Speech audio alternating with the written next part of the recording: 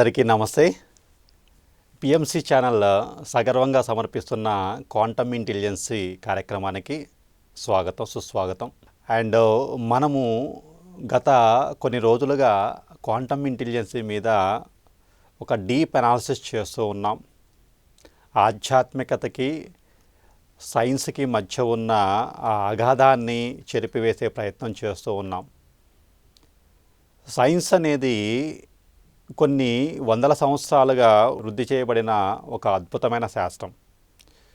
కొన్ని వేల సంవత్సరాల క్రితమే మన ఋషులు మహర్షులు ఎన్నో అద్భుతమైన విషయాలను ఆవిష్కరించి సృష్టిలోని రహస్యాలను యోగా ద్వారా, మార్మిక రహస్యాల ద్వారా అండ్ తత్వశాస్త్రం ద్వారా ఎన్నో విషయాలు అందించారు.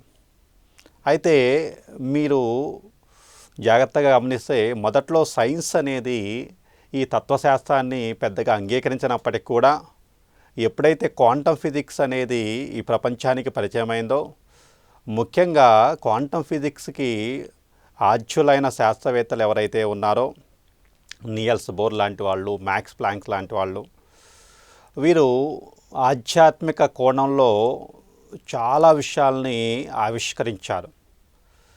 చేతన అనే దాన్ని, చైతన్యాన్ని వాళ్ళు ప్రాథమిక విషయంగా పరిగణించారు.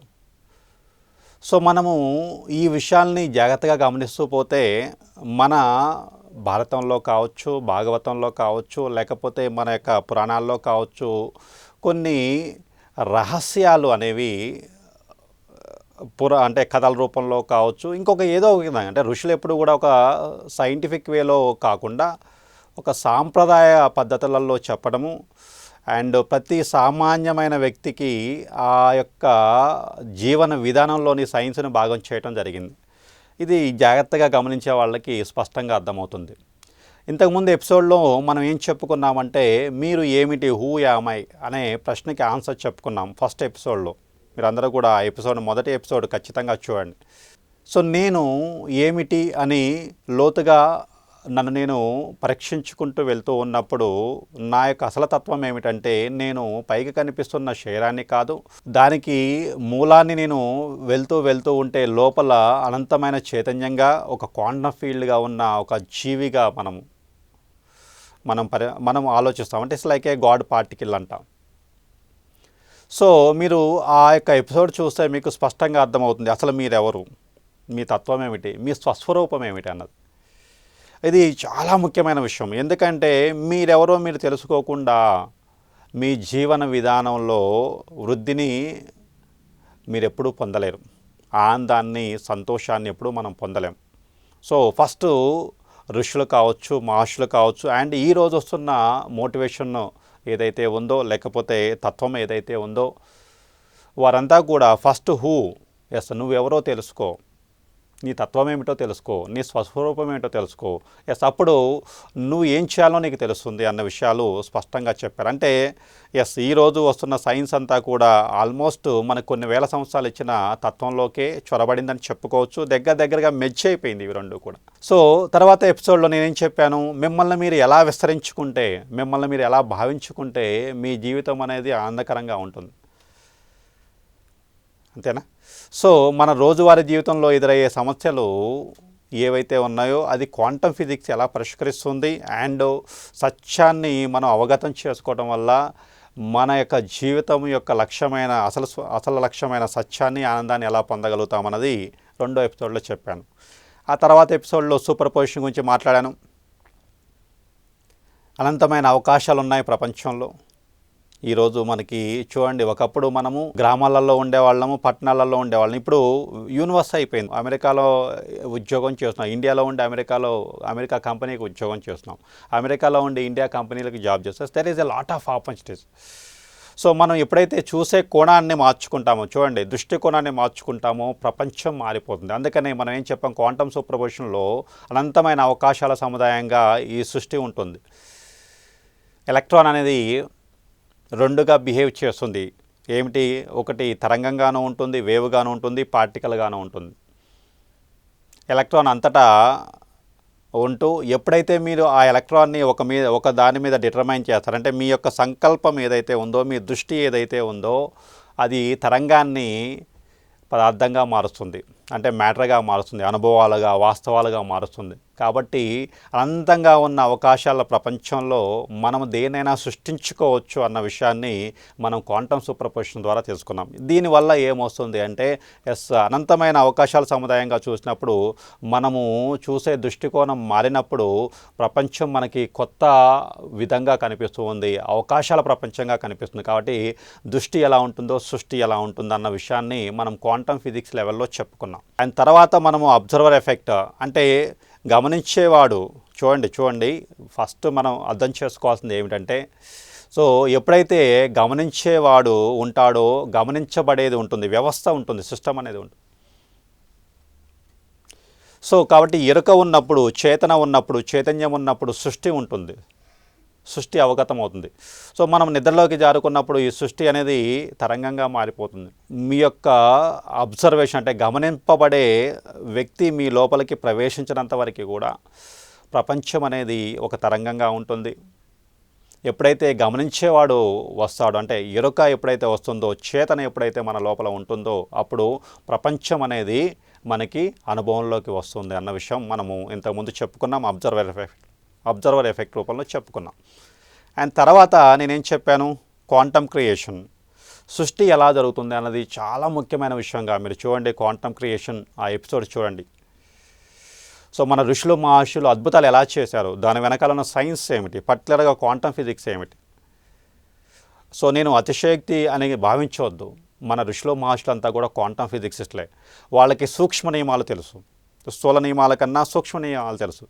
సో ఆ రోజులలో ఏ ప్రయోగాలు అంటే ఏ ప్రయోగశాల లేకుండా మా మనసునే ప్రయోగశాలగా భావించి, శ్వాసనే ఆయుధంగా భావించి, సో అంతరంగంలోకి వెళ్ళి అనేక విశ్వరహస్యాలని వాళ్ళు కనుక్కున్నారు. పరిమితమైన ఆలోచనలు ఉంటాయి, సూక్ష్మంలోకి వెళ్తే అపరిమితమైన ఆలోచనలు ఉంటాయి. కాబట్టి మనం సూక్ష్మంలోకి వెళ్ళగలిగినప్పుడు మాత్రమే ఈ ప్రపంచాన్ని, వాస్తవ ప్రపంచాన్ని మనం యథాతథంగా అర్థం చేసుకోగలుగుతాం. సో బుద్ధుడు లాంటి వాళ్ళు, కృష్ణుడు లాంటి వాళ్ళు, జీసస్ క్రైస్ట్ లాంటి వాళ్ళు సూక్ష్మ ప్రపంచాన్ని తాకారు కాబట్టే వాళ్ళ నోటి నుంచి పరమ సత్యాలు బయటపడ్డాయి. సో అంతే తప్పితే మామూలు ఎవరో వ్యక్తులు మాట్లాడుతున్న విషయాలు మీరు ఎప్పుడూ పట్టించుకోవద్దు. ఇప్పుడు మనము ఈరోజు ఎపిసోడ్లో మనం ఏదైతే ఉందో, ఇంతకుముందు నేను ఫైన్ ట్యూనింగ్ గురించి కూడా మనం మాట్లాడుకున్నాం. ఈరోజు ఎపిసోడ్లో మల్టీవర్సెస్ గురించి మాట్లాడుకున్నాం. చాలా ముఖ్యమైన కాన్సెప్ట్. సో సమాంతర విశ్వాలు, అనేక విశ్వాలు అనేసి అయితే ఒక కాన్సెప్ట్ ఉంటుంది. సో రామ్తా విజ్ఞానంలో కావచ్చు, సేతు విజ్ఞానంలో కావచ్చు, లేదా చాలాసార్లు మనం ఈ వర్డ్ ఈ మధ్యన కామన్ వర్డ్ అయిపోయింది. రీల్స్లో కావచ్చు, లేకపోతే సోషల్ మీడియాలో కావచ్చు, మల్టీవర్సెస్ అనేసి, లేకపోతే సమాంతర విశ్వాలు అనేది, అంటే ప్యారలల్ యూనివర్స్ అనేది ఒక కామన్ వర్డ్గా అంటే జనబాహుల్యంలోకి వచ్చింది. మనకి అన్నమాచార్య కీర్తనలలో అనంతకోటి బ్రహ్మాండ నాయక అనేసి ఒక పదం ఉండేది. ఆయన వెంకటేశ్వర స్వామిని కీర్తిస్తూ అనంతకోటి బ్రహ్మాండ నాయక అని. అనంతకోటి అంటే ఏమిటి? లెక్కలేనన్ని, అంతే కదా. మరి బ్రహ్మాండాలు ఏమిటి? యూనివర్సెస్, విశ్వాలు. మరి ఎవరు దానికి నాయకులు? వెంకటేశ్వర స్వామి. అంటే ఆయన ఆ వెంకటేశ్వర స్వామిని కీర్తించేటప్పుడు అనంతకోటి బ్రహ్మాండ నాయకుడిగా కీర్తించాడు. అంటే లెక్కలేనన్ని విశ్వాలకి నువ్వు అధినాయకుడివి, సృష్టికర్తవి అనేసి ఆయన కీర్తించాడు. అంటే చూడండి, మన యొక్క జీవన విధానంలో కొన్ని ఆయన 500 సంవత్సరాల చరిత్ర ఉన్న ఆయన. సో మన జీవన విధానంలో ఈ మల్టీవర్స్ అనే పదం ఎప్పుడో ఉంది, కీర్తనల్లో కావచ్చు, అన్నమాచార్య కీర్తనలో కావచ్చు. కానీ శాస్త్రవేత్తలు ఎవరైతే ఉన్నారో, పర్టికులర్గా వెస్టర్న్ పీపుల్కి ఇవన్నీ కూడా చాలా కొత్తగా, వింతగా అనిపిస్తూ ఉంటాయి. మీకు ఒక విషయం చెప్తాను, ఈ కాన్సెప్ట్ చెప్పే ముందర మీకు ఒక విషయం చెప్తాను. ఐసెన్బర్గ్ అనే శాస్త్రవేత్త, అన్సర్టనిటీ ప్రిన్సిపల్ని ప్రపంచానికి పరిచయం చేసిన ఐసెన్బర్గ్ అనే శాస్త్రవేత్త ఒకసారి ఇండియా వస్తారు. ఇండియా వచ్చేసేసి బెంగాల్ వెళ్ళేసేసి మన రవీంద్రనాథ్ ఠాగూర్ గారిని కలుస్తారు. ఠాగూర్ గారిని కలిసినప్పుడు వాళ్ళు తత్వము, సైన్సు వీటి మధ్య వీళ్ళిద్దరి యొక్క అంటే వీళ్ళ అభిప్రాయాలని మ్యూచువల్గా షేర్ చేసుకునే క్రమంలో ఠాగూర్ గారు చెప్పిన విషయాలన్నీ కూడా ఈ యొక్క సైంటిస్ట్కి ఆశ్చర్యాన్ని కలగజేస్తాయి. అదేమిటండి, మేము వెస్టర్న్ సైంటిస్టులంతా కూడా ఈరోజు దీన్ని సైన్స్ అంటున్నాము, మీరు ఒక జీవన విధానంగా మామూలు సాంప్రదాయాల్లో ఉన్న విషయాలుగా చెప్తున్నారు అంటే, సో మాకున్న ఋషులు మహర్షుల యొక్క గొప్పతనం అదే. సైన్స్ని ఒక జీవన విధానంగా పరిచయం చేశారు. ఈ జీవన విధానంలోనే సైన్స్ని తీసుకొచ్చారు. కాబట్టి ఇదంతా మీరు ఏదైతే మాట్లాడుకుంటున్నారో, ఏదైతే తెలియజేస్తున్నారో ఇదంతా కూడా మా జీవన విధానంలో భాగంగా ఉంటుంది. మా యొక్క గ్రంథాలలో కావచ్చు, పురాణాలలో కావచ్చు, లేకపోతే మన భగవద్గీత లేదా భారతం లాంటి అద్భుతమైన విషయాల్లో కావచ్చు, ఇవన్నీ కూడా రోజువారీ కార్యక్రమాలుగా, కథలుగా మాకు ఇవన్నీ కూడా ఋషులు మహర్షులు ఇవ్వటం జరిగింది అనేసి చెప్పడం జరిగింది. ఆయనకి చాలా ఆశ్చర్యానికి గురయ్యాడు. సో ఇప్పుడు నేను చెప్తున్న విషయాలన్నీ కూడా మల్టీవర్స్ గురించి మనం మాట్లాడుకునేటప్పుడు చాలా జాగ్రత్తగా అబ్జర్వ్ చేయండి. ఎందుకు నేను దీన్ని కంపేర్ చేస్తున్నాను అంటే మన యొక్క గొప్పతనాన్ని చాటి చెప్పాల్సిన అవసరం లేదు. ఉన్నదాన్ని సత్యాన్ని చెప్తే సరిపోతుంది. నా ఇంకా ఇంటెన్షన్ ఎప్పుడు కూడా సత్యాన్ని చెప్పడమే తప్పితే ఏదో మనల్ని మనం ప్రమోట్ చేసుకోవటం కాదు, మనల్ని మనం మార్కెటింగ్ చేసుకోవటం కాదు. సో సత్యం ఏమిటి అంటే మనము ఈ విషయాలన్నీ కూడా ఇప్పుడు మనం ఏదైతే మల్టీవర్సెస్ గురించి, ప్యారలల్ యూనివర్సెస్ గురించి, లేకపోతే విశ్వంలో ఉన్న రహస్యాల గురించి, లేదా క్వాంటమ్ సూపర్ పొజిషన్ గురించి మనం ఏదైతే మాట్లాడుకుంటున్నామో, క్వాంటమ్ ఎంటాంగ్ల్మెంట్ గురించి మనం మాట్లాడుకుంటున్నామో, ఇవన్నీ కూడా మనకి ఆధ్యాత్మిక కోణంలో అబ్జర్వ్ చేసినట్లయితే ఇవన్నీ కూడా ఆధ్యాత్మిక నియమాలుగా మనకి తెలుస్తూ ఉంటాయి. మీరు జాగ్రత్తగా గమనించండి, లోతుగా గమనించండి. ఏదో పైపైన గమనించి పైపైన ఆలోచించేసేసి కొట్టివేయని అవసరం లేదు, వ్యతిరేకించాల్సిన అవసరం లేదు. మీరు కాస్త లోతుగా వెళితే, లోతుగా గమనిస్తే, ఏదైనా ఒక శాస్త్రవేత్తలాగా మీరు ఆలోచిస్తే మీకు ఈ విషయాలన్నీ తెలుస్తాయి. ఏదో పైపైన ఆలోచించేసేసి మీ యొక్క అభిప్రాయాలకి, నా అభిప్రాయాలకి ఏం సార్ ఏదో అభిప్రాయాలు అనేసి అనుకుంటే మీరు కొట్టివేయచ్చు, లేకపోతే పట్టించుకోకపోవచ్చు. సరే లైట్ తీసుకోండి, సత్యం మారదు కదా. మీరు గ్రావిటేషన్ నమ్మనంత మాత్రాన గ్రావిటేషన్ మీ మీద పని చేయకుండా ఉండదు. నియమమే. రైట్, ఇప్పుడు మనం మల్టీవర్సెస్ గురించి మాట్లాడుకునేటప్పుడు ఒక కథ చెప్పేసేసి ఈ యొక్క థియరీ గురించి నేను మాట్లాడతాను. సో భారతంలో ఒక అద్భుతమైన స్టోరీ ఉంటుంది, ఒక కథ ఉంటుంది. ఆయన ఏమిటంటే శ్రీకృష్ణుడు వాళ్ళ యొక్క గోపబాలులతోటి లేగదూడల్ని అంటే ఆవు దూడల్ని కాస్తూ ఉంటారు అడవులలోకి తీసుకువెళ్ళి. ఆవు దూడలు మేత కోసము ఈ యొక్క గోపబాలులు నిద్రిస్తున్న సమయంలో ఆ యొక్క ఆవులన్నీ కూడా అడవి లోపలికి వెళ్తాయి. అడవి లోపలికి వెళ్ళినప్పుడు శ్రీకృష్ణుడు దీన్ని గమనించేసేసి గోపబాలకులను లేపేసేసి నేను ఆవులను తీసుకొస్తాను అడవిలోకి అనేసేసి ఆయన అడవి లోపలికి వెళ్తాడు. ఈ గోపబాలకులు నిద్రిస్తున్న సమయంలో ఈ బ్రహ్మగారికి ఒక మాయ కమ్మిద్ది. బ్రహ్మగారికి ఒక ఆలోచన వచ్చింది. ఏమిటంటే కృష్ణుడు, అందరూ కూడా భూమి మీద ఉన్న కృష్ణుడు చాలా అవతార పురుషుడు అన్నారు, గొప్ప వ్యక్తి అంటున్నారు. ఈయన యొక్క గొప్పతనం ఏందో పరీక్షిద్దామనేసేసి ఈ యొక్క గోపబాలులందరినీ కూడా అతను మాయం చేసేసి అతని యొక్క లోపల అంటే అతని యొక్క ఆ లోకంలో అంటే కదా లోపల ఒక చోట వాళ్ళని నిద్రలోకి తీసుకువెళ్ళేసేసి అక్కడ తీసుకెళ్తారు. అదేవిధంగా ఆ యొక్క లేగదూడలను కూడా అతను మాయం చేసేసి ఒక చోట దాస్తాడు. అయితే ఇది కృష్ణుడు గమనిస్తాడు.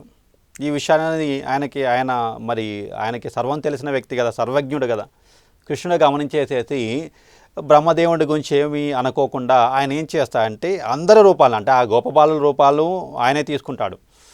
అదేవిధంగా ఆ ఆవు దూడలుగాను ఆయనే మారిపోతాడు. ఆవులుగాను దూడలుగాను ఆయనే మారిపోయేసేసి యథావిధిగా ఆయన జీవితం అంటే అందరూ గోపబాలకులు ఆయనే అండ్ ఆవులు దూడలు కూడా ఆయనే. యథావిధిగా రోజువారీ దినచర్య ఎలా సాగుతుందో అలానే సాగుతూ ఉంది. అయితే బ్రహ్మగారికి ఇది చాలా రోజులు, నెల రోజులైంది, 2 నెలలైంది, 3 నెలలైంది. మరి మామూలుగా ఎవరు కూడా భూలోకంలో ఎవరు కూడా గోపబాలుడు మిస్ అయ్యారని కానీ లేకపోతే ఆవు దూడలు మిస్ అయ్యారని కానీ ఎవరికి తెలియట్లేదు అనేసి ఆయన ఒకసారి ఈ విషయాలన్నీ కూడా వచ్చి చూద్దామని చూస్తారు. చూడంగానే కృష్ణుడే ఇలా గోపబాలుకుగాను అండ్ ఆవులుగాను ఆవు దూడలుగాను ఆయనే మారేసేసి ఆయన ఈ యొక్క మాయ ఏదైతే ఉందో ఈ మాయా ప్రపంచాన్ని సృష్టించేసేసి యథావిధిగా రోజువారీ కార్యక్రమాలను నడిపిస్తానని అర్థమవుతుంది. అప్పుడు ఈ సత్యం తెలుసుకున్న బ్రహ్మగారు వచ్చి కృష్ణుడి దగ్గరికి వస్తారు. కృష్ణుడి దగ్గరికి వచ్చేసేసి ఆయన సర్వజ్ఞతని గమనించేసేసి తప్పైపోయిందనేసి ఒప్పుకుంటారు.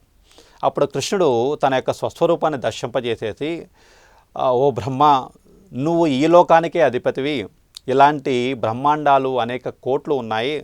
సో నువ్వు ఒక బ్రహ్మవి, ఈ లోకానికి, ఈ యూనివర్స్కి, ఈ విశ్వానికి నువ్వు ఒక బ్రహ్మవి. ఇలాంటి విశ్వాలు అనేకమైన ఉన్నాయి, అనేక విశ్వాలలో అనేక మంది బ్రహ్మలు ఉన్నారు.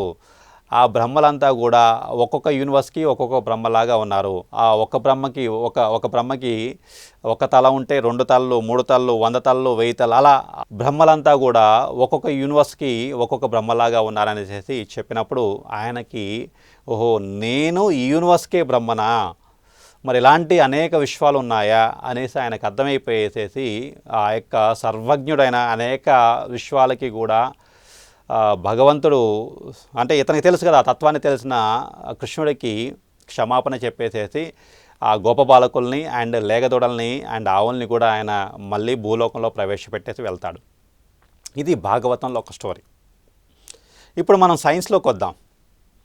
శాస్త్రవేత్తలు ఏం కనిపెట్టాయంటే ఈ ప్రకృతి అన్నీ కూడా, ఈ ప్రకృతి నియమాలన్నీ కూడా ఏదో ఒక సర్వశక్తివంతమైన మేధస్సు ఒక క్రమ పద్ధతిగా అమర్చినట్లు శాస్త్రవేత్తలు గమనించారు. ఇంతకుముందు మనం చెప్పుకున్నాం కదా, ఫైన్ ట్యూనింగ్ మెథడ్ గురించి మనం మాట్లాడుకున్నాం. ఏం గమనించారు శాస్త్రవేత్తలు అంటే, ఏదో ఒక అనంతమైన మేధస్సు ఈ ప్రకృతి నియమాల్లో దాగి ఉంది.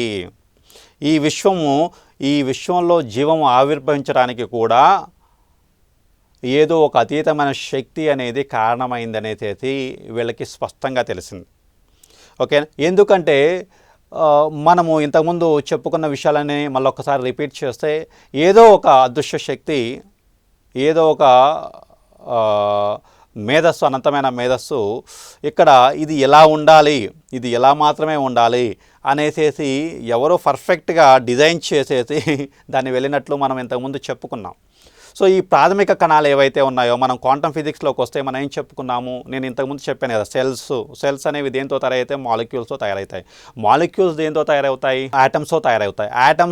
ఆటమ్స్లో మళ్ళీ ఎలక్ట్రాన్, ప్రోటాన్, న్యూట్రాన్ అంటే ఉపపరమాణు కణాలు, సబాటమిక్ పార్టికల్స్ ఉంటాయి. మళ్ళీ న్యూక్లియస్ని విచ్ఛిన్నం చేస్తే మనం చెప్పుకున్నాం అనేక రకాల సబాటమిక్ పార్టికల్, ఉపపరమాణు కణాలు బయటపడ్డాయి. ఆ ఉపపరమాణు కణాలు లోతుల్లోకి వెళ్ళే కొద్దిగా అత్యంత ప్రాథమిక కణాలుగా శాస్త్రవేత్తలు ఏమనుకున్నారు, క్వార్క్ని పరిగణించారు. మళ్ళీ క్వార్క్స్ అనేవి 6 రకాలుగా ఉంటాయి.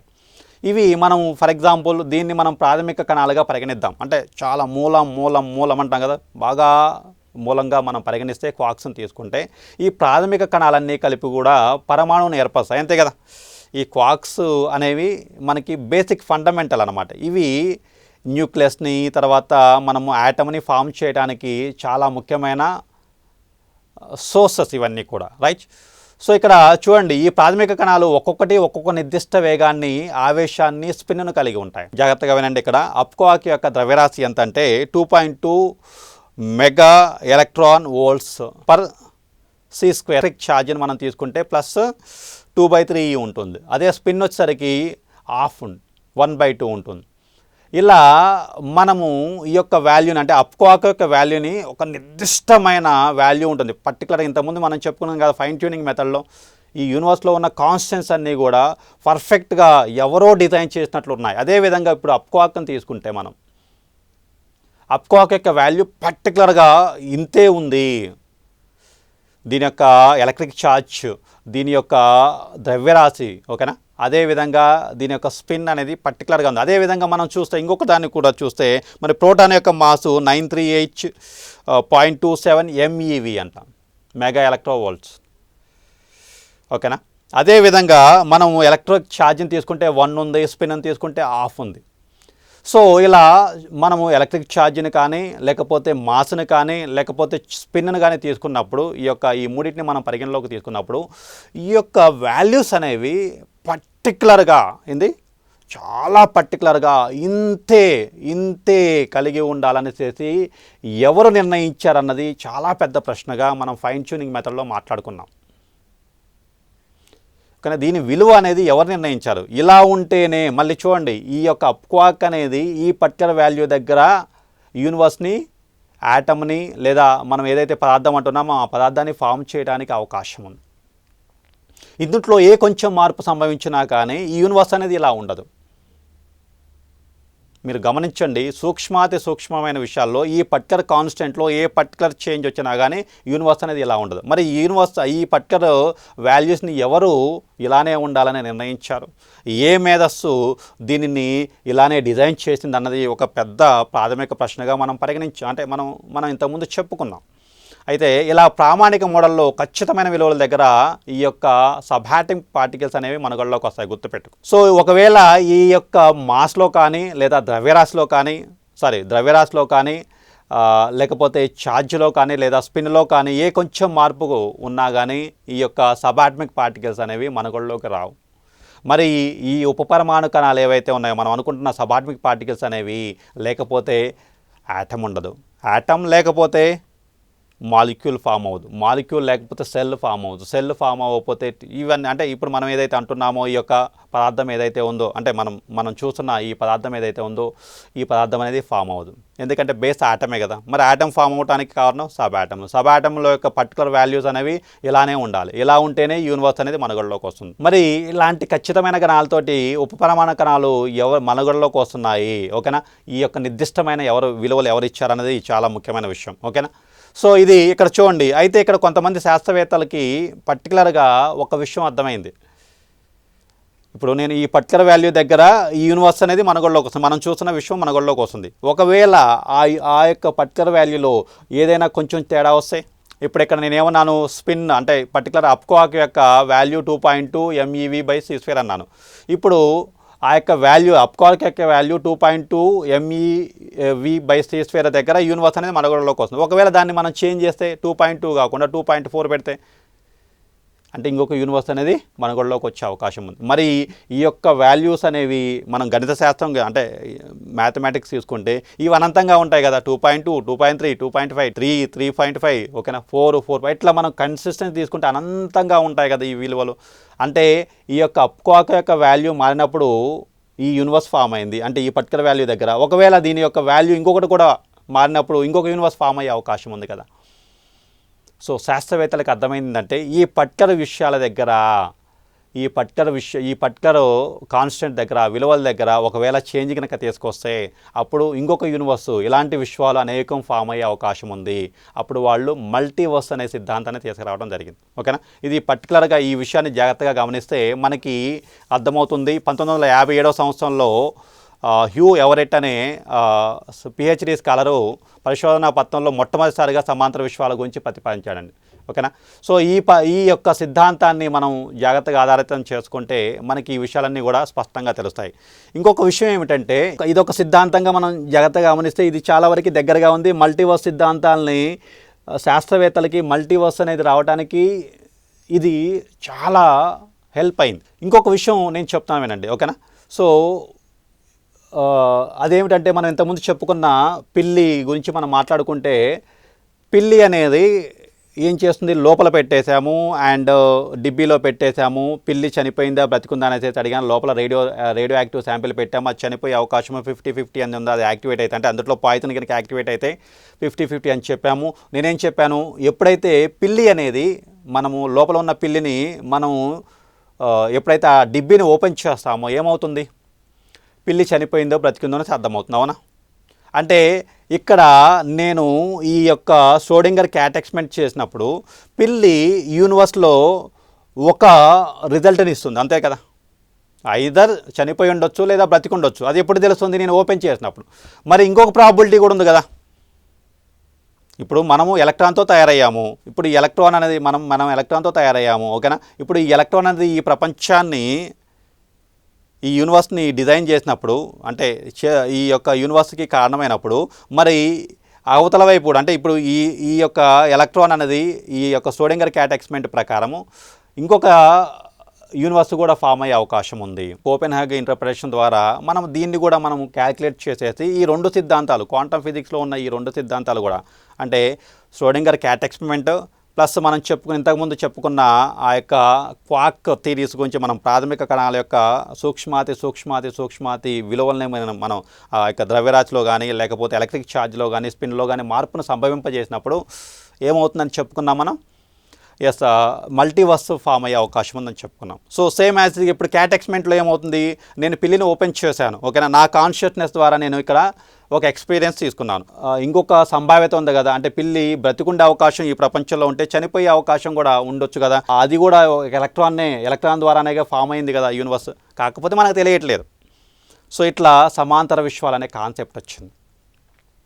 ఓకేనా. సో ఈ క్యాటెక్స్మెంట్ ద్వారా సమాంతర విశ్వాలు అండ్ మనం చెప్పుకున్న ఈ యొక్క ప్రాథమిక కణాల యొక్క సూక్ష్మాతి కాన్స్టెంట్ అంటాం కదా, విలువల ద్వారా మనము మల్టీవర్సెస్ అనే కాన్సెప్ట్ ఫామ్ అయిపోయింది. అయితే శాస్త్రవేత్తలు ఎవరో కూడా ఇది లేదు అని చెప్పట్లేదు, ఇది లేదు అని చెప్పట్లేదు. కాబట్టి మనము వీఆర్ ఇన్ మల్టీవర్సెస్, మనము మల్టీవర్స్ అనే ప్రపంచంలో ఉన్నాము, సమాంతర విశ్వాలతో అనుసంధానమై ఉన్నాము. మనం అనేక విశ్వాలలో అండ్ ఏకకాలంలో అనేక అనుభవాలను పొందుతూ మనము ఇక్కడ ఈ యొక్క ఎరుకతో జీవిస్తున్నాము, ఈ కాన్షియస్తో జీవిస్తున్నాము. కాబట్టి we are multi dimensional soul and మనం అన్నది కూడా మల్టీ డైమెన్షనల్ రియాలిటీ. కాబట్టి అనేక విషయాలు ఉన్నాయనేసి అండ్ అదేవిధంగా క్వాంటమ్ ఫిజిక్స్ కూడా ప్రూఫ్ చేస్తుంది. అదేవిధంగా ఫిలాసఫీలో కూడా మనకి ఎప్పటి నుంచో ఉంది. నేను ఇంతకుముందు చెప్పినట్లు బ్రహ్మాండాలు ఉన్నాయి, అనేక బ్రహ్మాండాలు ఉన్నాయి. ఆ బ్రహ్మాండాలకు అధినాయకుడిగా మనము శ్రీనివాసుడిని, వెంకటేశ్వరుని కీర్తించామని తెలుసుకున్నాం. సో ఇలా మన జీవన విధానంలో భాగంగా ఉన్న, మన జీవన విధానంలో ఉన్న ఈ యొక్క ఆలోచనలన్నీ కూడా ఇప్పుడు క్వాంటమ్ ఫిజిక్స్ అనేది సైంటిఫిక్గాను లేకపోతే మనం ఏదైతే అంటున్నామో సాంకేతికంగాను వృద్ధి చేస్తూ ఉంది. అయితే ఇంకొన్ని సంవత్సరాల తర్వాత మేబీ ఈ యొక్క మల్టీ యూనివర్సెస్ గురించి అండ్ ప్యారలల్ యూనివర్సెస్ గురించి చాలా వరకు శాస్త్రవేత్తలకి సమాచారం వచ్చే అవకాశం ఉంది. ఎప్పుడైతే క్వాంటమ్ ఫిజిక్స్ అనేది వృద్ధి చెందుతూ ఉంటుందో ఈ విషయాలన్నీ కూడా తెలుస్తుంది. అండ్ చాలా సినిమాలలో కూడా మల్టీవర్సెస్ గురించి మనకి ఇంగ్లీష్ సినిమాలలో చెప్పడం జరిగింది. అండ్ ఒక యూనివర్స్ నుంచి ఇంకొక యూనివర్స్కి ప్రయాణం చేయడానికి వామ్ హోల్స్ అనే కాన్సెప్ట్ కూడా ఉంది. అంటే మనము ఇంతకుముందు ఈ అమెరికా నుంచి ఇండియాకి ఎలా అయితే మనం వెళ్తున్నామో అదేవిధంగా ఒక యూనివర్స్ నుంచి ఇంకొక యూనివర్స్కి వెళ్ళడానికి కూడా కొన్ని కాన్సెప్ట్స్ ఉన్నాయి. బట్ ఇప్పుడున్న శాస్త్రవేత్తలకు అర్థమైన విషయం ఏమిటంటే, అర్థం కాని విషయం ఏంటంటే, మనము ఒక్క యూనివర్స్ని ఎలా చూడగలుగుతున్నాము అండ్ ఒక యూనివర్స్ని మనం చూడగలుగుతున్నాము, మిగతా యూనివర్స్ని ఎందుకు చూడలేకపోతున్నాము అన్న కాన్సెప్ట్ ఉంది. అండ్ దాని మీద రీసెర్చ్ జరుగుతూ ఉంది. మేబీ కొన్ని సంవత్సరాలలో దానికి పరిష్కారం రావచ్చు. ఎన్నో అద్భుతాలు జరిగే అవకాశం ఉంది. ఎందుకంటే క్వాంటమ్ ఫిజిక్స్ అనేది అనేక సంభవనీయతలను సృష్టించింది. అండ్ ఇప్పుడున్న ప్రపంచం కూడా అనేక అనేక అనేక అనంతమైన సంభవనీయతల ప్రపంచంగా ఉంది. కాబట్టి సో మనము మిరాకిల్స్ని, అద్భుతాలని ఆశించే ప్రపంచము ఇప్పుడుంది. కాబట్టి మనం వాటిని నమ్ముదాం, బలంగా విశ్వసిద్దాం. క్వాంటమ్ ఫిజిక్స్ని మీరు డీప్గా అర్థం చేసుకునే కొద్దీ ఇంకా చాలా చాలా రహస్యాలను మీరు అర్థం చేసుకోగలుగుతారు. Thank you so much.